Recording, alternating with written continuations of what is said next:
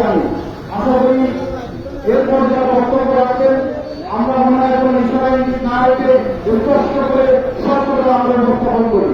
পরিশেষে আমরা একটি দাবি জানাই যে 30 তারিখে নির্বাচন, সেই নির্বাচন যেন সঠিক সময় হয়। প্রশাসনের যেসব গোয়েন্দা সংস্থা খুলনা প্রেস ক্লাবে বহিরাগত সন্ত্রাসীদের হামলা ও সাংবাদিকদের হুমকির প্রতিবাদে খুলনা প্রেস ক্লাবের উদ্যোগে মানববন্ধন বিক্ষোভ কর্মসূচি অনুষ্ঠিত হচ্ছে খুলনা প্রেস ক্লাবের সামনে।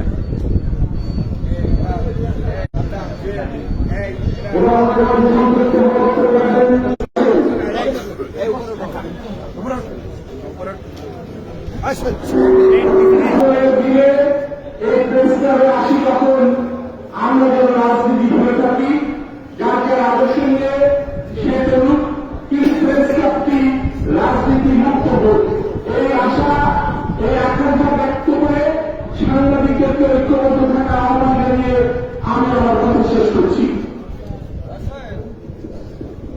এবার সামাজিক ভাষাকে সম্পৃক্ত করতে যাচ্ছেন খুলনা টিভি সোসাইটির কোষাধ্যক্ষ বেলাল হোসেন সজল।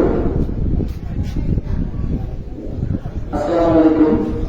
আজকে এমন একটি ঘটনার সাথে হতে হবে এটা আমরা কখনো ভাবতে পারিনি।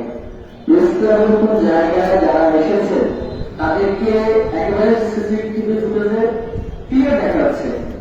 আমরা আইন শৃঙ্খলা বাহিনীর কাছে আহ্বান জানাবো খুবই কম সময়ের মধ্যে আজকের দিনের মধ্যে তাদেরকে গ্রেফতার করতে হবে এবং এমন ঘটনার পেছনে যারা আছে তাদেরকে চিহ্নিত করতে হবে।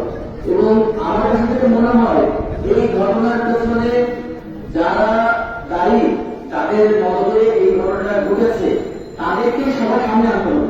কি কারণে প্রেস ক্লাবের মতো জায়গায় দলবদ্ধভাবে আসার, হুমকি দেওয়ার সাহস পায়, এর পেছনে যারা আছে তাদেরকে চিহ্নিত করার আহ্বান আছে। তো সবাই মানবতার